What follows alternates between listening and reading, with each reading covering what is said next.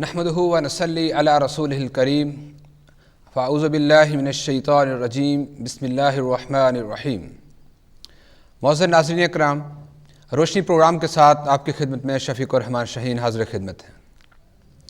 ناظرین اکرام، اس سے پہلے جو پروگرامز گزرے، ہم نے پہلے پروگرام کے اندر کلمہ طیبہ لا الہ الا اللہ محمد الرسول اللہ اس کی وضاحت کرتے ہوئے کلمہ کے پہلے حصے لا الہ الا اللہ اس کے اوپر پچھلے 5 پروگراموں کے اندر اللہ رب العالمین کے اوپر ایمان لانا، اس کی وضاحت و توضیح علماء کرام اسکالر حضرات کے ذریعے آپ کی خدمت میں پیش کی تھی۔ کلمہ طیبہ کا دوسرا حصہ محمد الرسول اللہ کہ رسول محمد صلی اللہ علیہ وسلم اللہ کے رسول ہیں، اور ایک مسلمان ہر حالت میں جیسے اللہ پر ایمان رکھتا ہے ایسے رسول اللہ صلی اللہ علیہ وسلم کے اوپر بھی ایمان رکھے، جس کو ہم عام طور پر ایمان بالرسالت کہتے ہیں۔ انشاءاللہ اس موضوع پہ آج ہم گفتگو کریں گے۔ ہمارے پاس معزز اسکالر وہ موجود ہیں جو کسی تعارف کے محتاج نہیں۔ میرے پہلے مہمان جناب ڈاکٹر حافظ نعیم الرحمن صاحب، السلام علیکم ورحمۃ اللہ۔ وعلیکم السلام ورحمۃ اللہ۔ ڈاکٹر صاحب کسی تعارف کے محتاج نہیں ہیں، ماشاءاللہ دینی اور دنیاوی علوم سے بہرہ ہیں۔ اور ہمارے پاس آج ایک اور ہمارے ننھے مہمان جس کا ذکر میں نے پہلے پروگرام کے اندر کیا تھا کہ ہم اپنے مختلف پروگرامز کے اندر مختلف شہروں کے اندر جو ہماری مساجد ہیں تو وہاں سے جو ہونہار بچے ہیں جو قرآن کریم حفظ کر رہے ہیں، اسلامی تعلیمات کو حاصل کر رہے ہیں، ان کا انشاءاللہ ہم تعارف پیش کیا کریں گے تاکہ ہماری آئندہ آنے والی نوجوان نسل وہ اس کی حوصلہ افزائی بھی ہو اور ہم ان کو تیار کر سکیں کہ آئندہ آنے والے چیلنج سے بہرہ ہونے کے لیے، اور اس کے ساتھ ساتھ ان کے اندر یہ حوصلہ پیدا ہو کہ کسی بھی اسٹیج کسی بھی جگہ پہ جا کے وہ اللہ اور اس کے رسول کی تعلیمات کو پیش کر سکیں۔ میرے دوسرے مہمان مدرسہ سلفیہ اولڈھم کے طالب علم جناب عبد الرحمن الراشد، السلام علیکم ورحمۃ اللہ۔ وعلیکم السلام۔ ہم پروگرام کا آغاز عبد الرحمن کی تلاوت سے کریں گے اور اس کے بعد انشاءاللہ پھر ڈاکٹر نعیم الرحمن صاحب سے گفتگو کریں گے۔ عبد الرحمن، آپ کا کیا حال ہے؟ الحمدللہ ٹھیک ہوں۔ آج آپ کہاں سے قرآن کریم کی تلاوت ہمیں سنائیں گے؟ سورہ رحمان کا پہلے رکوع۔ ٹھیک ہے، آپ شروع کیجئے۔ اعوذ باللہ من الشیطان الرجیم، بسم اللہ الرحمن الرحیم۔ الرحمن علم القرآن، خلق الانسان علمہ البیان، الشمس والقمر بحسبان، والنجم والشجر يسجدان، سبحان اللہ۔ والسماء رفعها ووضع الميزان، ألا تطغوا في الميزان، وأقيموا الوزن بالقسط ولا تخسروا الميزان، والأرض وضعها للأنام، فيها فاكهة والنخل ذات الأكمام، والحب ذو العصف والريحان، فبأي آلاء ربكما تكذبان، خلق الإنسان من صلصال كالفخار، وخلق الجن من مارج من نار، فبأي آلاء ربكما تكذبان، مرج البحرين يلتقيان، بينهما برزخ لا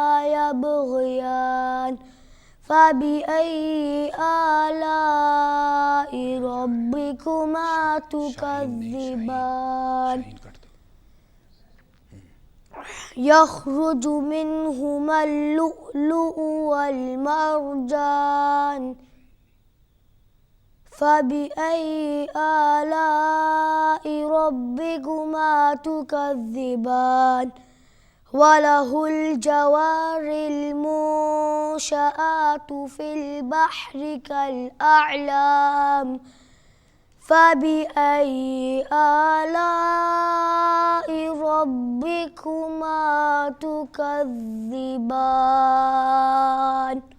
صدق اللہ العظیم.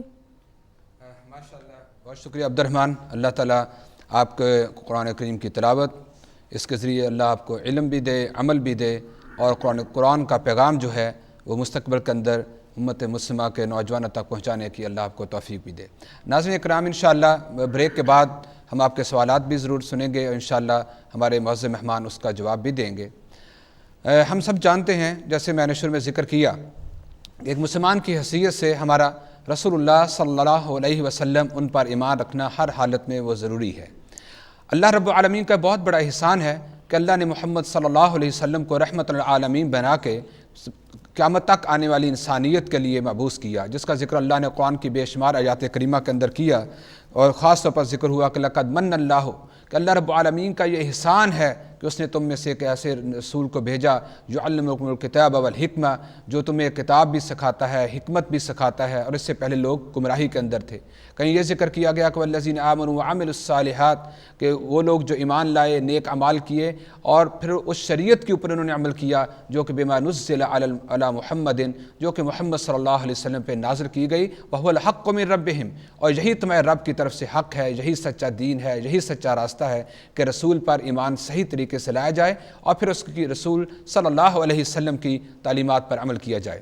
تو انشاءاللہ ہم گفتگو کریں گے کہ ایمان بالرسالت، جس کا دعویٰ ہر مسلمان کرتا ہے، یقین رکھتا ہے کہ ہم رسول اللہ صلی اللہ علیہ وسلم پر ایمان رکھتے ہیں، آپ کی رسالت، آپ کی نبوت کو مانتے ہیں. یہ ایمان بالرسالت کیا ہے، اس کی ضرورت اور اہمیت کیا ہے؟ ایک مسلمان جو ہے وہ اپنے عقیدے کے لحاظ سے، اپنی ذہن سازی کے لحاظ سے، اپنی عقل کے لحاظ سے وہ رسول اللہ صلی اللہ علیہ وسلم کو کس مقام و مرتبہ کے اوپر سمجھے، اور پھر کیسے آپ صلی اللہ علیہ وسلم کے اطاعت کا وہ حق ادا کرے. انشاءاللہ اس پہ ہم گفتگو کریں گے. میں اپنے معزز مہمان ڈاکٹر نعیم الرحمن صاحب سے جو پوچھنے کی سعادت حاصل کروں گا کہ ایمان بالرسالت، جس کا ایک مسلمان کے عقیدہ کے ساتھ گہرا تعلق ہے، اللہ کی توحید اور اس کے بعد پھر رسول اللہ صلی اللہ علیہ وسلم پر ایمان رکھنا، آپ کی رسالت کو ماننا، اس کا ضرورت، اس کی اہمیت، یا یہ ایمان بالرسالت کیا چیز ہے، اس کے بارے میں آپ ناظرین کی رہنمائی کیجیے. بسم اللہ الرحمن الرحیم. الحمد للہ رب العالمین، والصلاة والسلام علی سید الانبیاء والمرسلین نبینا محمد وعلی آلہ وصحبہ اجمعین ومن تبعہم بإحسان الی یوم الدین. وبعد، انتہائی محترم برادر مکرم جناب شفیق الرحمن شاہین صاحب، بہت شکریہ.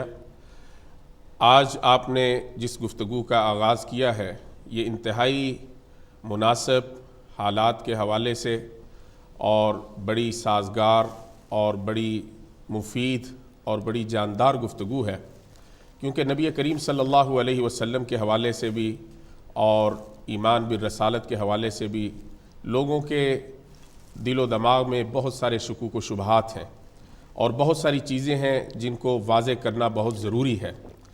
تو انشاءاللہ العزیز ہم اس پر گفتگو کریں گے.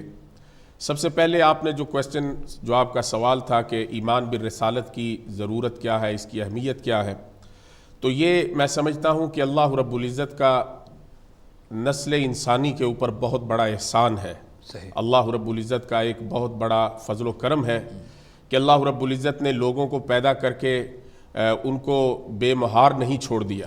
اللہ رب العزت نے لوگوں کو پیدا کیا، اور اس کے بعد پھر ان کی تعلیم کے لیے، ان کی تربیت کے لیے، ان کی ہدایت کے لیے، اور ان کی رہنمائی کے لیے اللہ رب العزت نے یہ انبیاء اور رسل کا سلسلہ شروع کیا.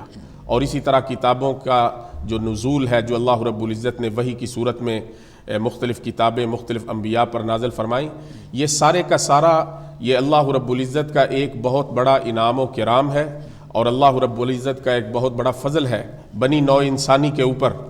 اللہ رب العزت فرماتے ہیں کہ یا بنی آدم اما یأتینکم رسل منکم یقصون علیکم آیاتی فمن اتقا واصلح فلا خوف علیہم ولا هم یحزنون.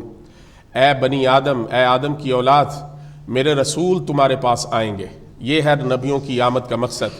اما یأتینکم رسل منکم یقصون علیکم آیاتی، یہ رسول تمہاری نسل میں سے ہوں گے، یعنی تم ہی میں سے ہوں گے، نسل انسانی میں سے ہوں گے. اللہ رب العزت قرآن کریم میں بار بار یہ ارشاد فرماتے ہیں رسل منکم، یہ تم میں سے رسول ہوں گے، یقصون علیکم آیاتی، اور یہ میری آیات تمہیں پڑھ پڑھ کے سنائیں گے. اللہ کا کلام، اللہ کا پیغام، اللہ کی دعوت اور اللہ کے دین کے بارے میں لوگوں کو بلانا، یہ ان نبیوں کا مقصد ہے آنے کا دنیا میں، اللہ کی توحید کا لوگوں سے اقرار کروانا.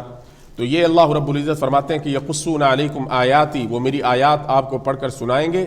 فمن اتقى واصلح فلا خوف علیہم ولا هم يحزنون.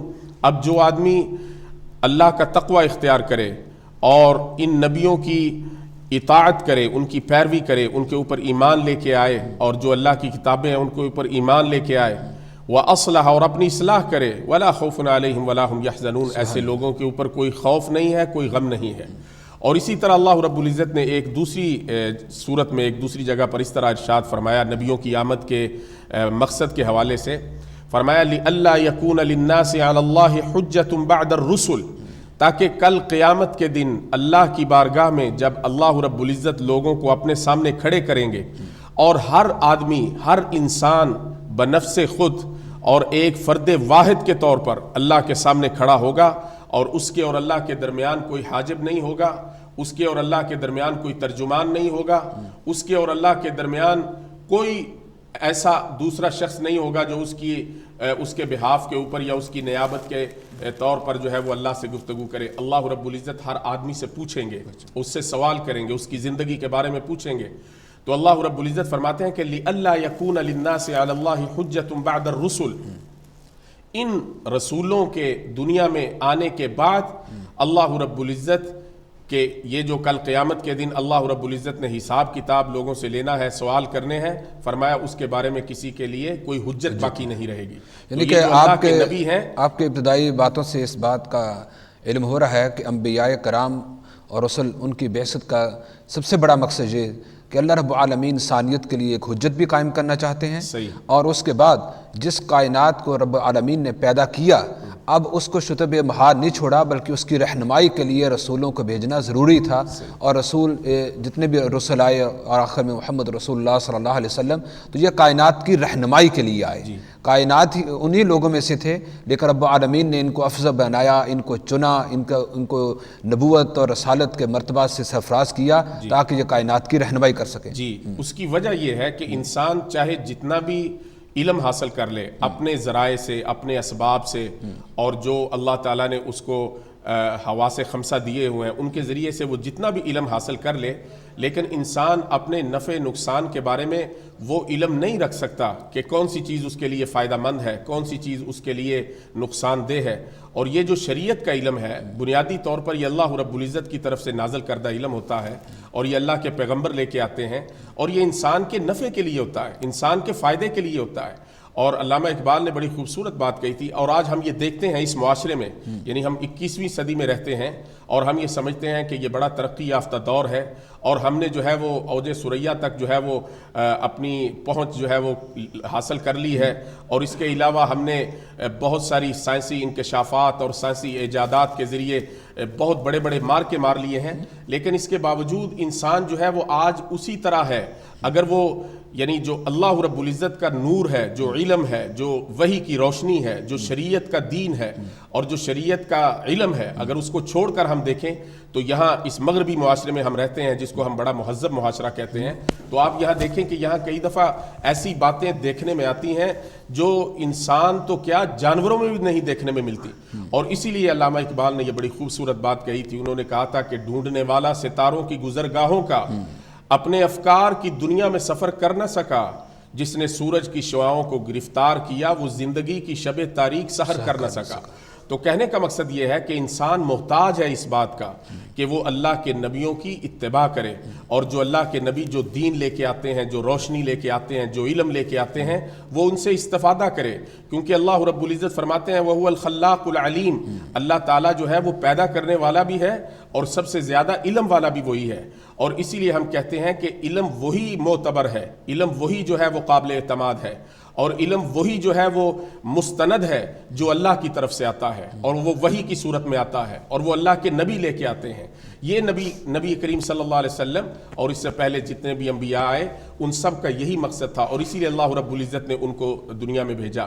اب لوگ جو ہیں وہ نبیوں کے بارے میں طرح طرح کے شکوک و شبہات کا شکار ہو جاتے ہیں، خاص طور پر نسل انسانی جو ہے وہ اپنی کم علمی کی وجہ سے، اپنی کم مائگی کی وجہ سے وہ یہ سمجھتے ہیں کہ یہ کیسے ممکن ہے کہ ایک انسان اور ایک عالم بشریت کا فرد جو ہے وہ کس طرح، یعنی اللہ تعالیٰ اس کے ساتھ ہم کلامی کرتے ہیں، اللہ تعالیٰ اس کے ساتھ گفتگو کرتے ہیں، یا اللہ تعالیٰ اس کو وحی بھیجتے ہیں۔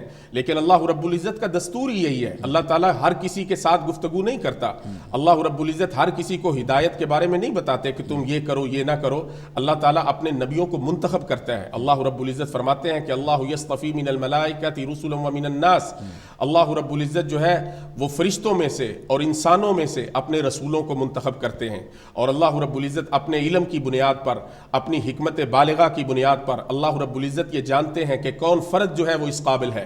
یہ نبوت جو ہے یہ ایک وہبی چیز ہے، یہ لوگ یہ کسب کے ذریعے سے حاصل نہیں کی جا سکتی۔ اللہ رب العزت جس کو چاہتے ہیں وہ نبوت دیتے ہیں، اور اللہ رب العزت فرماتے ہیں اللہ اعلم حیث یجعل رسالتہ، کہ اللہ تعالیٰ خوب جانتے ہیں کہ کون آدمی اس قابل ہے کہ جس کو اللہ رب العزت نبوت اور رسالت کے تاج سے سرفراز کریں۔ تو یہ جو اللہ کے نبی دنیا میں تشریف لاتے ہیں یہ اللہ کا پیغامبر بن کے آتے ہیں، اللہ کا پیغام لے کے آتے ہیں، اور اللہ کی طرف سے حجت بن کے آتے ہیں، اور اللہ کی طرف سے رہنمائی لے کے آتے ہیں، اور اللہ کی طرف سے روشنی لے کے آتے ہیں، جس طرح اللہ رب العزت نے قرآن میں فرمایا کہ فآمنوا باللہ ورسولہ والنور الذی انزلنا واللہ بما تعملون خبیر، کہ تم اللہ پر بھی ایمان لے کے آؤ، اللہ کے رسول پر بھی ایمان لے کے آؤ، اور اس نور کے اوپر ایمان لے کے آؤ جو اللہ رب العزت نے نازل کیا ہے۔ اور اللہ رب العزت نے نبی کریم صلی اللہ علیہ وسلم کو فرمایا کہ قد جاءکم من اللہ نور و کتاب مبین، کہ اللہ رب العزت نے تمہیں کتاب بھی دی ہے، تمہیں نور بھی دیا ہے، اور اللہ رب العزت نے فرمایا وَأَنزَلْنَا إِلَيْكُمْ نُورًا مُبِينًا، کہ اے پیارے پیغمبر صلی اللہ علیہ وسلم آپ کو اور ساری دنیا کے انسانوں کو ہم نے ایک نور دیا ہے۔ تو نبی صلی اللہ علیہ وسلم اللہ سے نور لے کے آئے ہیں۔ تو انسان یہ سمجھتا ہے کہ یہ کیسے ممکن ہے کہ ایک بشر اور ایک انسان اور ایک آدمی جو ہے وہ اللہ تعالیٰ کے ساتھ ہم کلام ہو اور اللہ تعالیٰ اس کو وحی دیں۔ لیکن اللہ رب العزت فرماتے ہیں کہ وَمَا كَانَ لِبَشَرٍ أَن يُكَلِّمَهُ اللَّهُ إِلَّا وَحْيًا أَوْ مِن وَرَاءِ حِجَابٍ أَوْ يُرْسِلَ رَسُولًا فَيُوحِيَ بِإِذْنِهِ مَا يَشَاءُ، فرمایا اللہ کا طریقہ کار ہی یہی ہے۔ اللہ رب العزت یا تو کسی کے ساتھ گفتگو کرتے ہیں کسی پردے کے پیچھے سے، جیسے حضرت موسیٰ علیہ السلام کے ساتھ گفتگو کی، اللہ رب العزت نے ان کو کہا کہ یا موسیٰ میں تیرا رب ہوں، فَخْلَعْ نَعْلَيْكَ إِنَّكَ بِالْوَادِ الْمُقَدَّسِ طُوًى، تو اپنے جوتے اتار دے، تو ایک مقدس وادی میں ہے اور میں تیرا رب ہوں، اور اقم الصلاۃ لذکری، مجھے یاد کرنے کے لیے نماز کو قائم کرو۔ تو اللہ تعالیٰ اس طرح لوگوں سے گفتگو کرتے ہیں، اور کبھی اللہ رب العزت وحی کے ذریعے لوگوں کو اپنا پیغام پہنچاتے ہیں، جس طرح نبی صلی اللہ علیہ وسلم کو اور دوسرے انبیاء کو بھیجا گیا، فرمایا الا وحیا او من وراء حجاب او یرسل رسولا۔ تو یہ اللہ رب العزت کے مختلف انداز ہیں کہ جس کے ذریعے وہ اپنی حکمت اور اپنی تعلیم اور اپنے احکامات اور اپنے فرمودات وہ لوگوں کو بھیجتے ہیں۔ لیکن لوگ اس غلط فہمی میں مبتلا ہو جاتے ہیں کہ یہ جو نبی ہیں یہ نعوذ باللہ انسان نہیں ہے۔ وہ سمجھتے ہیں کہ یہ کیسے ممکن ہے کہ ایک انسان جو ہے وہ اس طرح اللہ تعالیٰ کا براہ راست جو ہے نا وہ پیغام حاصل کر سکے، اور ہم تو یہ پیغام نہیں حاصل کرتے۔ لیکن اللہ رب العزت فرماتے ہیں کہ میں جس کو چاہتا ہوں منتخب کر لیتا ہوں، اور میں جس کو چاہتا ہوں اس عزت سے اور اس سرفرازی سے نوازتا ہوں۔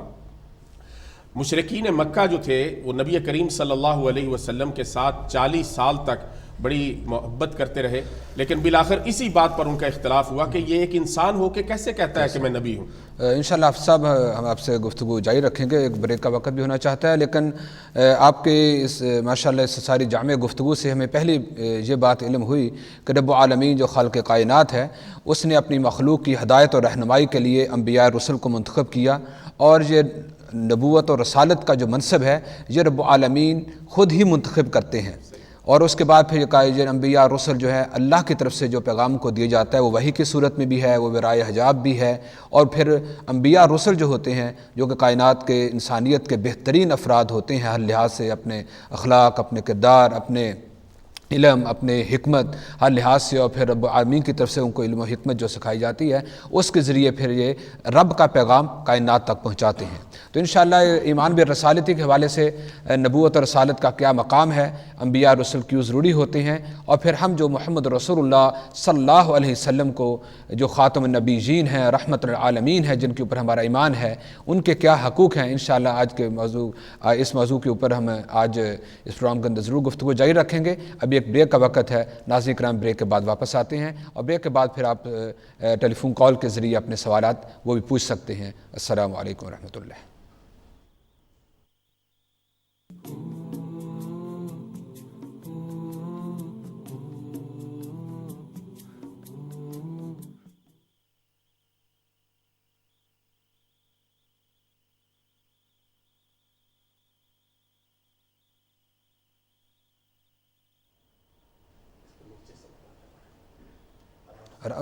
پہلے اوپر سے نکالو۔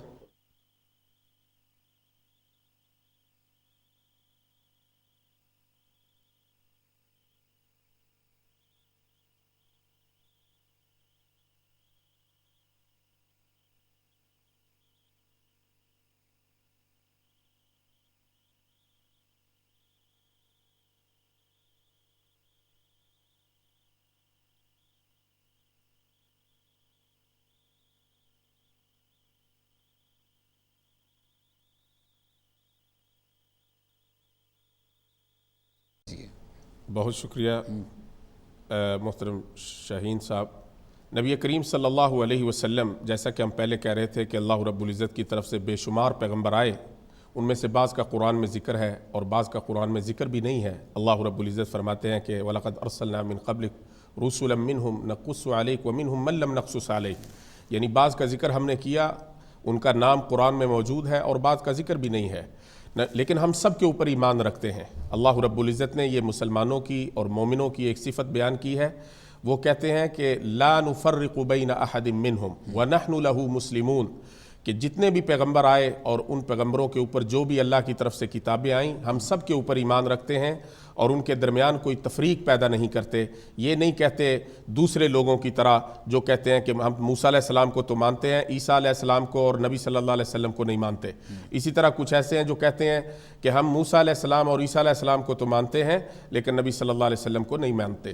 ہم یہ کہتے ہیں کہ ہم سارے پیغمبر جو اللہ کی طرف سے تشریف لے کے آئے، اور یہ انسانیت کا خلاصہ ہے، یہ انسانیت کا بہترین انتخاب ہے، اور پوری نسل انسانی میں کوئی ان جیسا نہیں ہے، اور نبی کریم صلی اللہ علیہ وسلم ان سب کے اوپر اعلیٰ مقام رکھتے ہیں اور سب سے زیادہ عزت و احترام کے مالک ہیں۔ اور اس کی وجہ یہ ہے کہ اللہ رب العزت نے نبی کریم صلی اللہ علیہ وسلم کے بارے میں پہلے نبیوں سے بھی یہ وعدہ لیا کہ وَإِذَا أَخَذَ اللَّهُ مِيثَاقَ النَّبِيِّينَ لَمَا آتَيْتُكُم مِّن كِتَابٍ وَحِكْمَةٍ ثُمَّ جَاءَكُمْ رَسُولٌ مِّنكُم مُّصَدِّقٌ لِّمَا مَعَكُمْ لَتُؤْمِنُنَّ بِهِ وَلَتَنصُرُنَّهُ، کہ جب میرا وہ رسول تمہارے پاس آئے جو تمہاری تصدیق کرے، تمہاری کتابوں کی، تمہاری نبوت کی اور تمہارے علوم و شریعت کی، جب وہ تصدیق کرے، ثُمَّ لَتُؤْمِنُنَّ بِهِ وَلَتَنصُرُنَّهُ، پھر تم نے اس پر نہ صرف ایمان لے کے آنا ہے بلکہ تم نے ان کی مدد بھی کرنی ہے۔ تو افسر صاحب ہمارے سے کالر موجود ہیں، ہم ان کی بات سن لیں، اس کے بعد انشاءاللہ اسی آیت کی آپ آگے وضاحت جو ہے ضرور پیش کیجیے گا۔ جی بھائی السلام علیکم ورحمۃ اللہ۔ ہاں جی السلام علیکم شاہین صاحب، یاسر بول رہا ہوں۔ وعلیکم السلام۔ آپ کتابر صاحب کی خدمت میں بہت بہت سلام، اور آپ کے بچے عبد الرحمان کو بہت بہت پیار۔ ماشاءاللہ آپ نے بچے کی تلاوت سنائی، لیکن آپ یہ بھی ضرور بتایا کریں شاہین صاحب کہ اس نے کتنے قرآن پاک کو حفظ کیا ہے، کتنے سپارے حفظ کیے ہیں، تاکہ ہمارے بچے بھی یہ سیکھیں۔ اتنے سے بچے نے اتنا حفظ کر لیا ہے۔ تو میرا آپ سے سوال یہ ہے آپ کے ٹاپک کے مطابق کہ جن لوگوں نے جو آپ نے کلمہ جو ہمارا مسلمانوں کا کلمے میں مزید ایڈنگ کر لی ہے مزید، تو ان کے بارے میں کیا حکم ہے؟ جی بھائی آپ کا سوال پہنچ گیا، جزاک اللہ، انشاءاللہ کریں گے۔ یہ عبد الرحمان جو بچہ ماشاءاللہ 8 سال عمر ہے اور اس نے ماشاءاللہ 15 سپارے حفظ کر لیے ہیں، تو دعا کریں کہ رب العالمین باقی بھی اس کی تکمیل کرے اور بعد میں بھی اس کو قرآن پر صحیح معنوں میں عمل کی توفیق دے، ہمارے ہر مسلمانوں کا ہر بچہ جو ہے اس کو رب العالمین قرآن سے محبت و نصیب کرے۔ جی اب صاحب آپ۔ جی تو میں عرض یہ کہہ رہا تھا کہ نبی صلی اللہ علیہ وسلم کی نبوت جو ہے وہ دوسرے نبیوں کی طرح کی نبوت نہیں ہے۔ نبی صلی اللہ علیہ وسلم جو ہے وہ امام الانبیاء والمرسلین ہے، وہ سید الاولین والآخرین ہے۔ نبی کریم صلی اللہ علیہ وسلم سارے نبیوں کے نبی ہیں، وہ سارے نبیوں کے امام ہیں۔ جب معراج کے موقع پر نبی کریم صلی اللہ علیہ وسلم نے سارے نبیوں کی امامت کی تو وہ ایک قسم کا مظہر تھا، علامت تھی اس بات کی کہ نبی صلی اللہ علیہ وسلم انبیاء کی ساری جماعت کے امام ہیں۔ اور اسی طرح اللہ رب العزت نے جب مسلمانوں کو اپنی مختلف نعمتوں کا تذکرہ فرمایا تو اس وقت سب سے بڑی نعمت جو تھی وہ نبی کریم صلی اللہ علیہ وسلم کی ذات ہے۔ اللہ رب العزت فرماتے ہیں کہ لقد من اللہ علی المؤمنین اذ بعث فیہم رسولا من انفسہم، کہ تمہارے اپنے اندر سے، تمہاری اپنی نسل میں سے اللہ رب العزت نے تمہارے اوپر ایک ایسا پیغمبر بھیجا جو تمہیں قرآن کی تعلیم دیتا ہے، تمہاری تطہیر کرتا ہے، تمہارا تزکیہ کرتا ہے، تمہیں حکمت اور دانائی کی تعلیم دیتا ہے۔ تو یہ نبی کریم صلی اللہ علیہ وسلم کا وصف ہے۔ نبی کریم صلی اللہ علیہ وسلم کی جو شخصیت ہے اور جو مقام و مرتبہ ہے، ہم ایک مختصر وقت میں اس پر گفتگو نہیں کر سکتے ہیں۔ نبی کریم صلی اللہ علیہ وسلم کی وہ ذات عالی مرتبت ہے کہ خود اللہ رب العزت نے نبی کریم صلی اللہ علیہ وسلم کی مدح سرائی کی ہے۔ اللہ رب العزت نے نبی صلی اللہ علیہ وسلم کے مقام و مرتبے کو بیان کیا ہے۔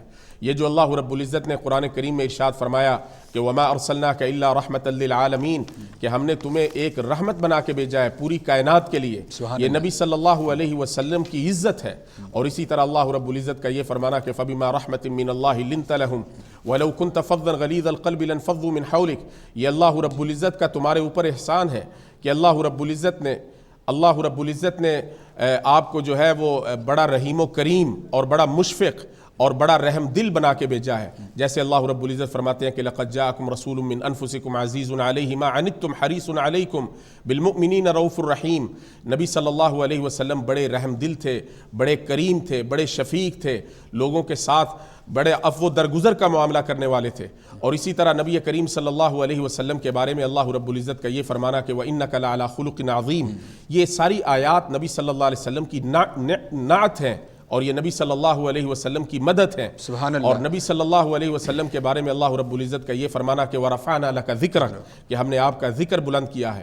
تو کہنے کا مقصد یہ ہے، ہمارے ساتھ کالر ہیں، ان سے بات کر لیں، اس کے بعد گفتگو جاری رکھیں گے، کیونکہ رسول اللہ صلی اللہ علیہ وسلم کی مدح، آپ کا مقام و مرتبہ قرآن کریم پورے کا پورا ہی سمجھیں آپ کی تعریف ہے۔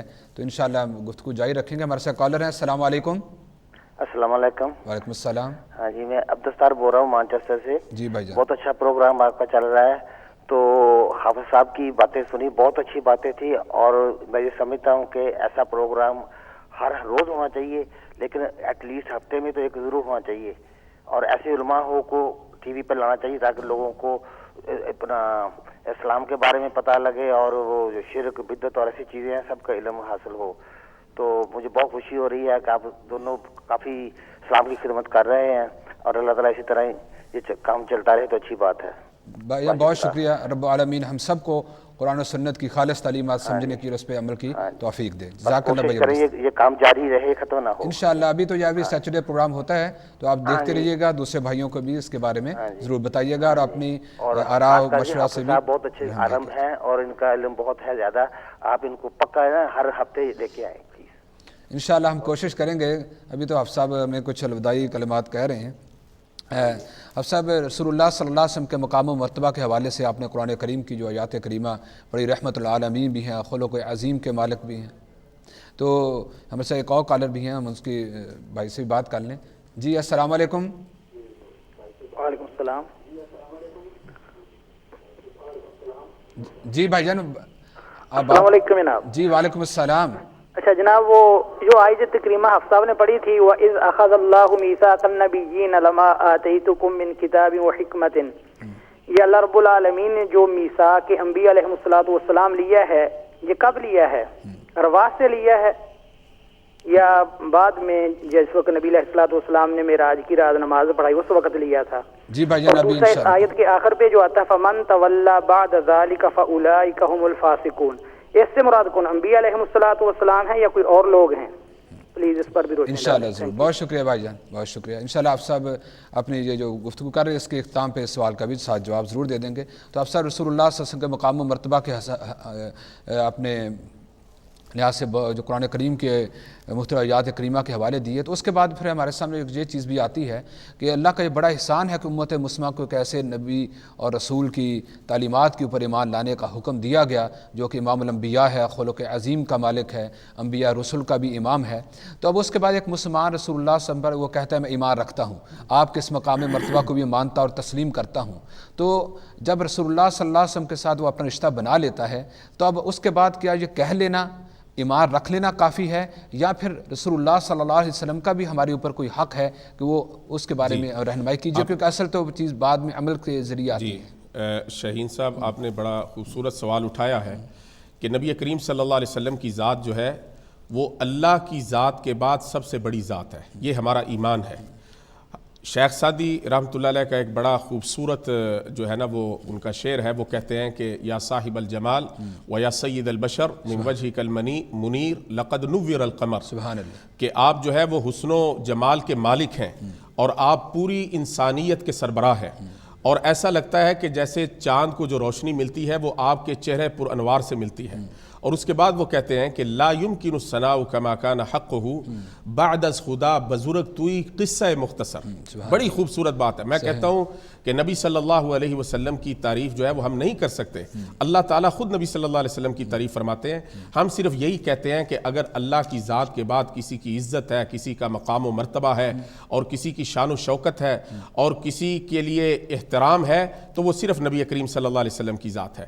اب اس کے بعد پھر یہ کہا جاتا ہے کہ نبی صلی اللہ علیہ وسلم کے ہمارے اوپر کیا حقوق ہیں، یہ جو آپ کا سوال تھا یہ بہت ہی اہم سوال ہے، کیونکہ اگر صرف ہم اتنا کہہ دیں کہ ہم نبی صلی اللہ علیہ وسلم کو اللہ کا رسول اور نبی مانتے ہیں اور اس کے بعد ہمارا عمل ہمارا کردار کچھ اور طرح کا ہو تو یہ بات بلتی نہیں ہے۔ سب سے پہلا حق جو ہے نبی صلی اللہ علیہ وسلم کا ہمارے اوپر، اور بلکہ میں یہ کہتا ہوں کہ یہ پوری نسل انسانی کے اوپر اللہ کے نبی کا حق ہے، کیونکہ نبی صلی اللہ علیہ وسلم صرف مسلمانوں کی طرف حفظ صاحب معذرت خواہ ہیں کہ رسول اللہ صلی اللہ علیہ وسلم کے جو امت کے اوپر حقوق ہیں اس پہ ضرور بات انشاءاللہ ہم کریں گے۔ اس سے پہلے ہمارے پاس ایک کالر ہیں، ہم ان سے بات کر لیں۔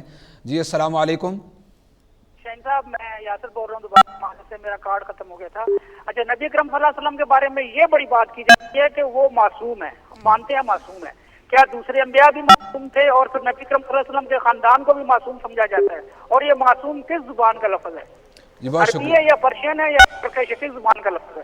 بہت شکریہ جزاک بھائی، اللہ خیر۔ بہت شکریہ بھائی۔ جی اب صاحب اس پہ بات ہو جائے تاکہ بعد میں سوالات کے جواب بھی دی جا سکیں۔ جی میں کہہ رہا تھا کہ نبی صلی مختصر میں بات کرتا ہوں کہ نبی صلی اللہ علیہ وسلم کا جو سب سے پہلا حق ہے کہ ہم ان کے اوپر ایمان لے کے آئیں کہ وہ اللہ کے نبی اور رسول ہیں اور اللہ کے بندے ہیں، یہ ساری چیزیں اس میں شامل ہیں، اور یہ بھی کہ وہ خاتم النبیین ہیں۔ اللہ رب العزت نے فرمایا کہ قل یا ایھا الناس انی رسول اللہ الیکم، کہ اے میرے پیارے پیغمبر صلی اللہ علیہ وسلم آپ لوگوں کو بتاؤ کہ میں تم سب کی طرف اللہ کا رسول ہوں۔ اور اسی طرح اللہ رب العزت نے فرمایا کہ فآمنوا باللہ ورسولہ، تم اللہ کے اوپر بھی ایمان لے کے آؤ اور اللہ کے رسول کے اوپر بھی ایمان لے کے آؤ۔ یہ سب سے پہلا حق ہے نبی صلی اللہ علیہ وسلم کا۔ اور یہاں پر میں یہ بھی وضاحت کرنا چاہتا ہوں کہ کئی لوگ ایسے موجود ہیں جو یہ سمجھتے ہیں کہ اگر کوئی آدمی اللہ کو مانتا ہے یا وہ دوسرے انبیاء کو مانتا ہے، جیسے حضرت موسیٰ علیہ السلام کو یہودی مانتے ہیں، حضرت عیسیٰ علیہ السلام کو عیسائی مانتے ہیں، تو وہ ان کے بارے میں جو ہے نا وہ تھوڑا سا کوئی اس طرح کی رائے رکھتے ہیں کہ ہاں وہ بھی ٹھیک ہے، لیکن نبی کریم صلی اللہ علیہ وسلم پر ایمان لانا یہ ضروری ہے، اور اگر کوئی آدمی نبی صلی اللہ علیہ وسلم پر ایمان لے کے نہیں آتا تو وہ مسلمان نہیں ہے۔ نبی کریم صلی اللہ علیہ وسلم نے فرمایا والذی نفس محمد بیدہ ما سمع بی من هذه الامہ یہودی ولا نصرانی ثم لم یؤمن بالذی ارسلت به الا کان من اصحاب النار۔ نبی صلی اللہ علیہ وسلم نے فرمایا کوئی آدمی چاہے وہ کسی بھی گروہ سے تعلق رکھتا ہو، یہود و نصارہ سے یا کسی اور گروہ سے، اگر وہ میرے بارے میں سن لیتا ہے اور پھر وہ میرے اوپر ایمان لے کے نہیں آتا تو وہ بندہ مومن نہیں ہے، وہ مسلمان نہیں ہے۔ اور اب ہمارے پاس ایک کالر ہے، آخری کالر ہم لیں گے، اس کے بعد تاکہ باقی سوالات کے جواب بھی دیے جا سکیں۔ جی السلام علیکم۔ وعلیکم السلام ورحمۃ اللہ۔ جناب آپ نے جو حفظ صاحب نے شعر پڑھا یا صاحب الجمال و یا سید البشر، یہ شیخ سعدی رحمۃ اللہ علیہ کا شعر تو نہیں ہے، شاہ عبدالعزیز محدث دہلوی رحمۃ اللہ علیہ کا شعر نہیں ہے یہ؟ ٹھیک ہے بھائی، بہت شکریہ۔ جی تو میں یہ کہہ رہا تھا کہ نبی صلی اللہ علیہ وسلم کے اوپر ایسا ایمان لے کے آنا کہ اللہ کے نبی جو کچھ بھی لے کے آئے ہیں وہ ہر قسم کے شک و شبہ سے بالا تر ہے۔ مثال کے طور پر اللہ رب العزت نے قرآن کریم میں سب سے شروع میں یہ ارشاد فرمایا کہ الف لام میم ذالک الکتاب لا ریب فیہ، ذالک الکتاب لا ریب فیہ، کہ یہ وہ کتاب ہے جس میں کوئی شک نہیں ہے۔ اور اسی طرح اللہ تعالیٰ نے دوسری صورت میں فرمایا الف لام میم تنزیل الکتاب لا ریب فیہ، یہ وہ کتاب ہے جس کے اندر کوئی شک نہیں ہے۔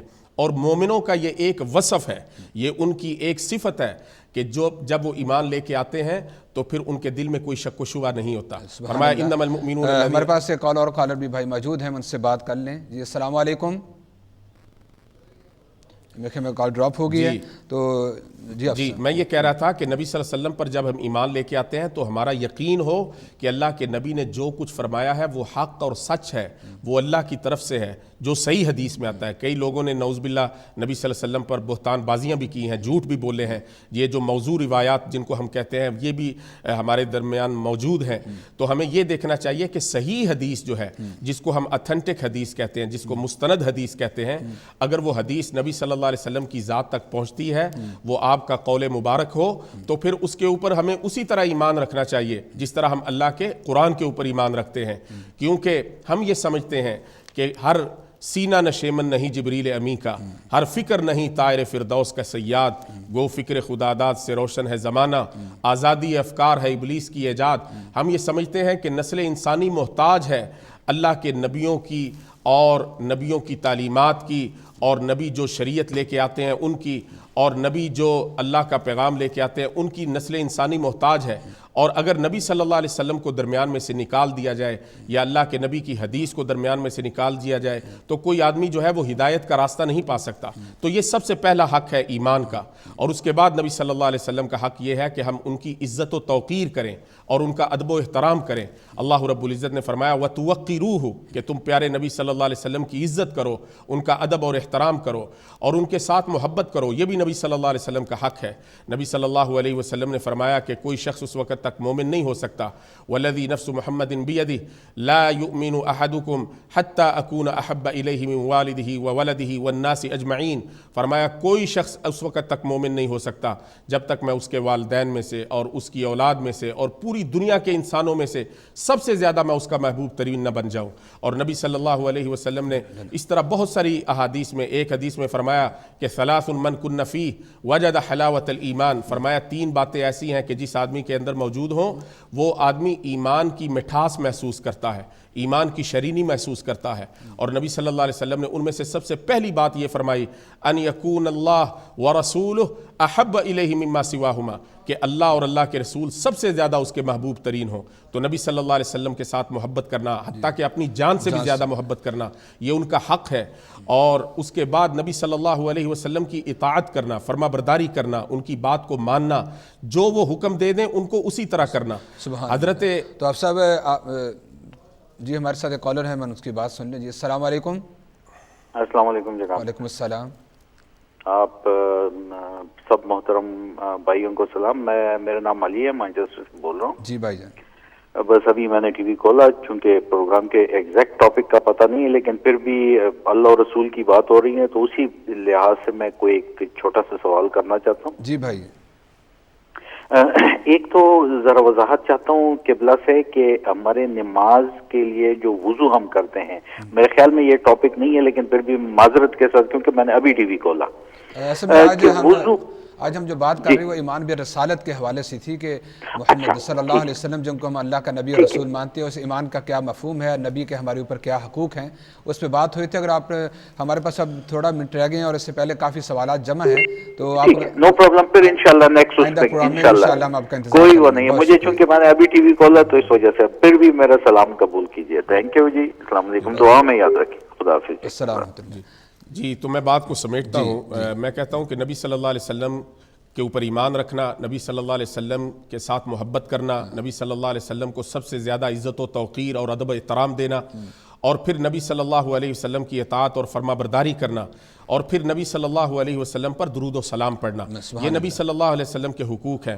اطاعت اور فرما برداری کے حوالے سے یہ بہت ضروری ہے کہ لوگ جو ہے وہ نبی صلی اللہ علیہ وسلم کو ہر معاملے میں اپنا پیشوا اور مقتدا سمجھیں۔ حضرت عمر رضی اللہ تعالیٰ عنہ کے بارے میں آتا ہے کہ وہ ایک دفعہ حجر اسود کو مخاطب کر کے کہنے لگے، طواف کر رہے تھے بیت اللہ میں، اور کہنے لگے کہ کالر ہیں، آخری کالر ہم لیں گے کیونکہ ہمارے پاس چند منٹ رہ گئے ہیں۔ جی بھائی السلام علیکم۔ وعلیکم السلام ورحمۃ اللہ وبرکاتہ۔ میری طرف سے ڈاکٹر صاحب کی خدمت میں بھی السلام علیکم ورحمۃ اللہ، اور برخوردار کو بہت بہت پیار دیں، ماشاءاللہ بہت اچھا تلاوت کلام پاک برخوردار نے کی، بہت بہت پیار دیں۔ مولانا صاحب، ہم تمام مسلمان نبی کریم صلی اللہ علیہ وسلم سے محبت کا دعویٰ کرتے ہیں، نبی کریم صلی اللہ علیہ وسلم سے محبت کا عملی تقاضا کیا ہے؟ جزاکم اللہ خیر، بہت شکریہ بھائی، السلام علیکم انشاءاللہ ورحمۃ اللہ آئندہ وبرکاتہ۔ پروگرام کے اندر ہم اس آپ کے سوال کا ضرور جواب دیں گے انشاءاللہ، آپ پروگرام ضرور دیکھیے گا۔